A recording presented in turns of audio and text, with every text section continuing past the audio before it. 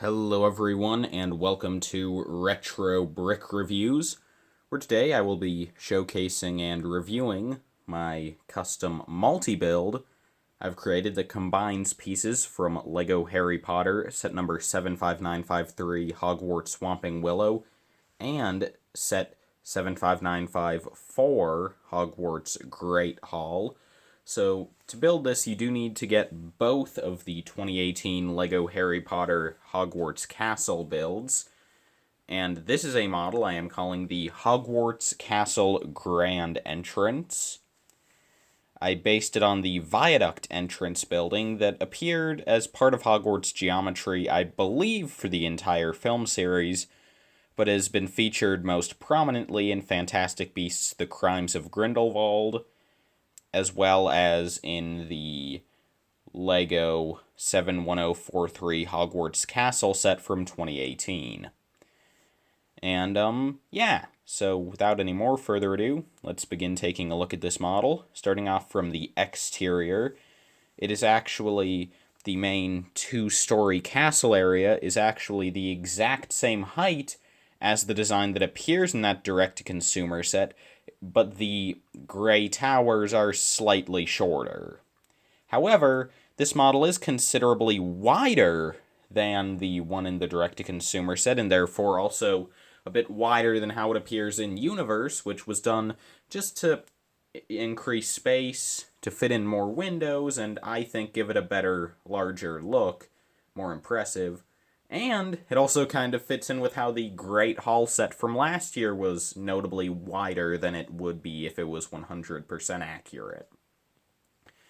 But anyway, starting on the bottom floor, we have a couple of large double doors. I mean, obviously there's a couple of them. Just for scaling, you can see how a Dumbledore figure goes up next to the build. It's pretty big. And yeah, you actually have these little columns, or well, starting to come out. These would actually be the railings of the viaduct in Universe, like the sides of the bridge. However, I didn't have any parts here to create a viaduct, and plus, I mean, it really would have just been a plate extending out, since obviously this is built on a cliff, and there is no, like, rock underneath this. So like, the bridge would be going underneath my table right now, if it were accurately placed. But anyway, so you just have these, which are sort of representing the railings, and, actually, the reason this is called the Grand Entrance and not the Viaduct Entrance is just because, well, there was no real way to capture the Viaduct and have it be accurately placed in Universe. But anyway, then we have a couple of window columns on each side, and just some sort of little rocky detailing. Up on the second floor, we have more windows with a bit of moss, and you can actually see that there is some, not too complex, but I think that it is kind of cool how this sort of curved, sloped, slanted piece fits in pretty perfectly with this castle wall piece. I just think it looks cool. Then up at the top we have this clock with some stained glass on the sides, and then we have 5 spires in total. We have these 2 mini ones, we have this centered one, and then the 2 large ones on the sides. Moving specifically into those towers, you can see that these do use basically all of the castle wall curved pieces from both sets. And you can see how I actually kind of took the automatic gaps in between pieces that have to be there to get things to fit together at these angles. I kind of used that to my advantage, creating some little windows in there. You can sort of see a bit of the interior here, but anyway, so here on the side, you can see that there's just another column of windows here, and you could see that as a little play feature, where if you wanted to have a bit of magic go awry, you could just, it's easier if I just use my finger, you could just pop the windows out. I mean, it's very simple, but it's just, a little feature. Would kind of work with the Battle of Hogwarts if you wanted to have it used for that setup. Down on the bottom, you just have some more rocks and a doorway. And then up here, you just have a little extra spire with a little window in it. So obviously, this is not to minifigure scale at all. There's no way you could get a figure in there. Anyway, turning this around to the other side, the build of the spire is similar, except the wall pieces are the same, no windows here, and instead here you have this large bay window with just a couple more windows, and then just some more rocks down here. And that's really all this is from the exterior, but I still think it's pretty cool. And yeah, now on to the interior. There are 7 areas in here. Starting off by going down to the bottom, you can see that the one thing I did actually keep intact, aside from the minifigures, is the Mirror of Erised from the Great Hall, because it is really pretty, and I couldn't really find a use for any of its parts in the model, so I just decided to keep it, because I like it. But anyway, so starting off here in the center, we have the entrance hall, which is actually something that we also get in the official Hogwarts Clock Tower set from 2019. However, in that set, it's not much of a hall, and it's more just a rectangular room. I think that this area, not to toot my own horn, but I think this does a better job of sort of capturing the idea of a hall, with the 2 pillars creating a sort of arched entrance. And then obviously this extends back pretty far to the doors. And I think it looks pretty nice, and I just have Hagrid in there. Anyway, then on this side, we have the Slytherin dormitories and common room.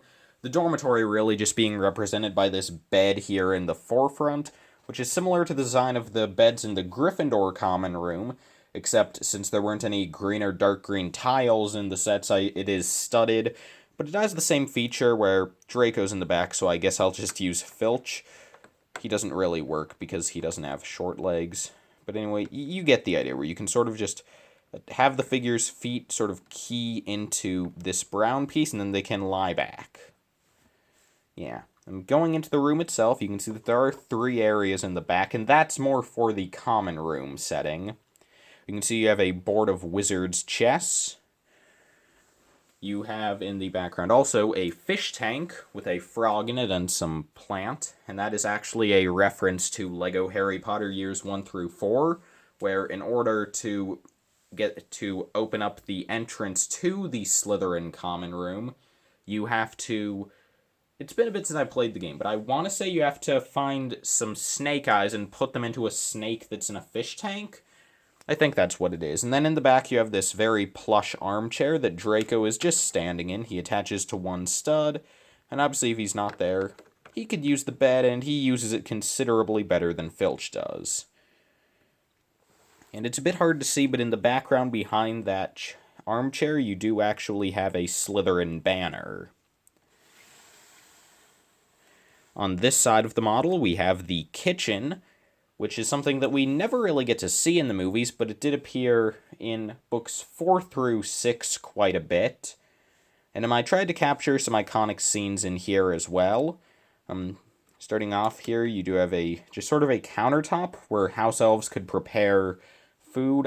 The only house elf we've ever gotten in LEGO is Dobby, but he did come in the CMF, so you could just get several of him and use that figure in, like, different outfits to represent different elves, perhaps.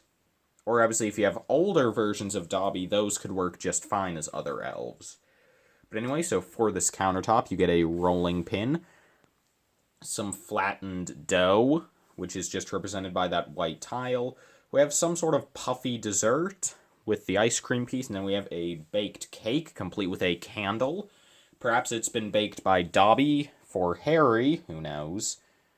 Anyway, then in the back we actually do have Harry, and he is just standing by what I designed to sort of be Winky's little area from the Goblet of Fire, where she has a blanket, a copy of the Daily Prophet, a little candle, and a bottle of butterbeer. Very strong to house elves.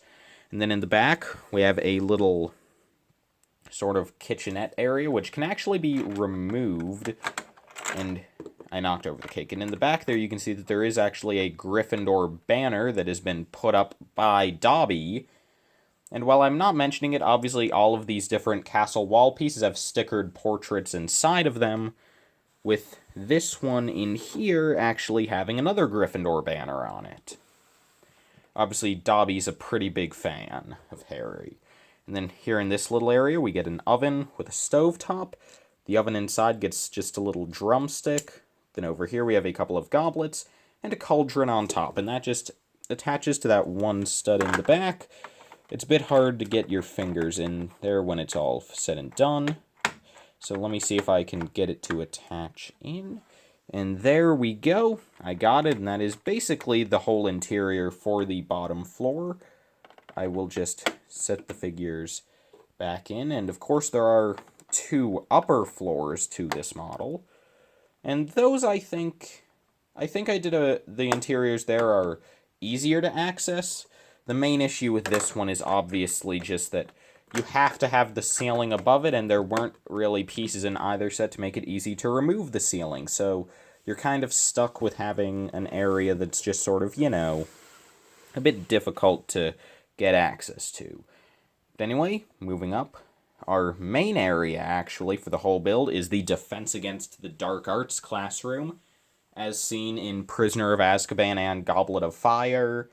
And again, not to toot my own horn, but I feel like, again, just like the entrance hall, this version might be a bit better than LEGO's. I mean, I know that it's definitely quite unfair, because I have way more space here than LEGO does. Like, the clock tower in size is not as wide. I don't think it's as wide as this whole room is. I don't know, I don't actually have the set, but I know that they only have, I think, 5 studs of depth, and I had, like, double that.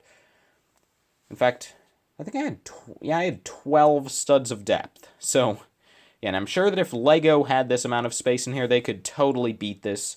But anyway, you can see that starting off in the back, I have this little trunk, which I just have Hedwig on it, and in there I have a couple of things. Just broke the floor. It's been a bit since I've taken this apart. I've actually had this model on display for a couple months because I've just been waiting to make this video, but okay, so I can remove that. And in there we have a black wand that's being stored for a reason I'll get to in a minute, and a transparent clear cylinder. And this chest is actually meant to be the Bogart chest from Prisoner of Azkaban. So the idea with the cylinder is that if you have a Dementor from the Hogwarts Express or the upcoming Expecto Patronum set, you could attach it to the Dementor and have the Dementor sort of be floating around, or if I can just get it to work, you could have it sort of floating up out of the chest as such, ready to attack Harry. Yeah. But anyway, pulling that out of the way, you can see that for our main classroom in the background, we actually have a little desk, which I just have Quirrell at because he's the only DADA teacher included in either of these sets. But this desk is really meant for Lupin, and you can see in the background we have a mug of probably hot chocolate, a candle, and then this little pyramid piece is actually meant to represent a folded up Marauders map. Up top here I just have this little build for one of the large dragon, or just magical beast skeletons hanging above the classroom.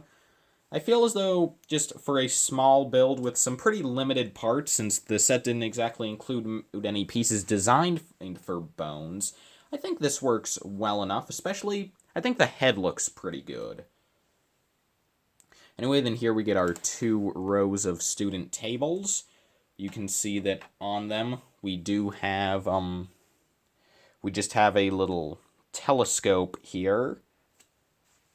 And yeah, then up at the front we have the music player, as well as a cabinet that should look kind of familiar if you've seen the movies. It does kind of resemble the Vanishing Cabinet now I think of it, but what it's supposed to represent is actually the wardrobe cabinet from Prisoner of Azkaban that the Bogart comes out of. And if we open up the doors, you can fit a figure in there, specifically Severus Snape, and I did design it so that if you have the Bricktober set, you can also fit the Bogart Snape figure in there, even with the hat and puffy scarf.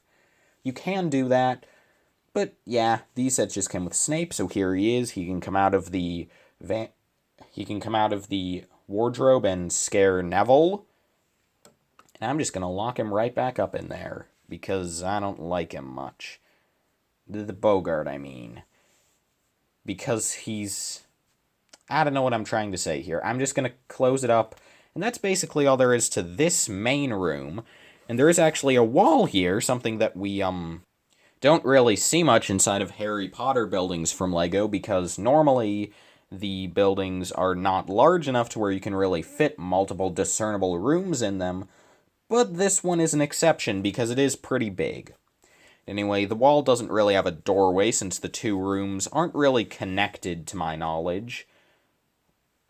But yeah, and then you do have the sorting hat up here. It just seemed a good place to stick him.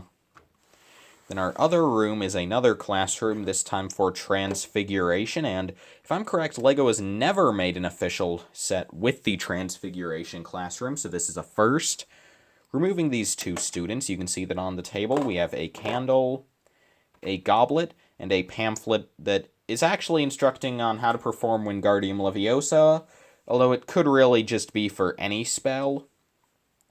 On the side we have a broom clipped on, as McGonagall, according to the movies at least, did used to be a Quidditch champion for Gryffindor. McGonagall herself is standing in the back in front of a blackboard and the House Cup, which she has recently won from Gryffindor. There isn't really a specific time period for this set, but it would probably take place at least in the Chamber of Secrets, as all of the rooms depicted here are based off of Chamber of Secrets, Prisoner of Azkaban, that era. Oh, and then the kitchen is mostly from Goblet of Fire, I suppose. Still, though, all from the sort of middle movies, I guess. And anyway, then here in the back we have a play feature where we have Scabbers. And what we can do is we can just quickly spin this around and transfigure Scabbers into a goblet, which we do see in, I want to say, Chamber of Secrets. So yeah, and that's just a quick feature where you can just spin it around and switch them out. And in here, if you've been paying attention, there is actually a hidden secret in this structure. It'll be easier if I push it out from this side and then grab it here. Let's see if I can get it. No, okay, sorry. It is a bit difficult to get out. Oh, but do I got it? Yeah, it's just this piece which is holding a couple of basilisk fangs. I decided to go with this since McGonagall does actually, we first learn about the Chamber of Secrets in her classroom, at least in the movies. So I figured that if there's going to be one place to hide some basilisk fangs, it would probably be in the place where we first learn about the basilisk's home. Because I did want to hide them somewhere in the set, because I do have the teeth from the basilisk in the set, and this just seemed like the best area. Yeah, and it does still make for, just a fun, simple play feature. I just realized that you can't really see it spinning around because my finger's in the way. There isn't really any better handle to get it, though. But yeah, you get the idea. Anyway, moving up to our upper floor, we just have two little rooms in the towers. Starting off here, we have a room that would actually be in the dungeons, but since it's not too important a scene and it didn't even make it into the movies, I just placed it up here in the little tower area. It's the place where nearly Headless Nick held his 500th Death Day party in the Chamber of Secrets. And it's pretty simple. I think the sort of shadowy tower piece sort of helped to create a dim lighting, I guess. It helps set the mood. And in there we just have a piece of moldy cheese and a, not very fresh-looking cake. And yeah, you can just stand Nick in there. There isn't really any room for anyone else to go in there, but his party was just kind of a dismal affair, so it works. Our other area actually does belong in a tower, just not this one. It is the Divination Classroom. I just have Hermione in there, and it's another pretty simple one. You just have a table with a teapot and another one with a crystal ball. But it's just a cute little area. And again, you really can only fit one figure in there. Maybe two if you really squeeze it. Like, yeah, I suppose you could stand a figure here and then, like, another one over here. If you mess with the arms a bit, you could. But yeah. It's really just, just have a fun little extra area and to make use of a bit of space that otherwise would go wasted. And yeah, that's really all there is to this model. I've been talking about it for quite a while. I mean, not as long as I would for an official LEGO set, but, you know, there is definitely a good amount of stuff here, I feel. Yeah, I think it's pretty cool, and if you like this model, then feel free to follow the step-by-step building instructions I'm going to be uploading on my channel very soon. So thank you all so much for watching this video, and I hope to see you all in the next one. Farewell, everyone.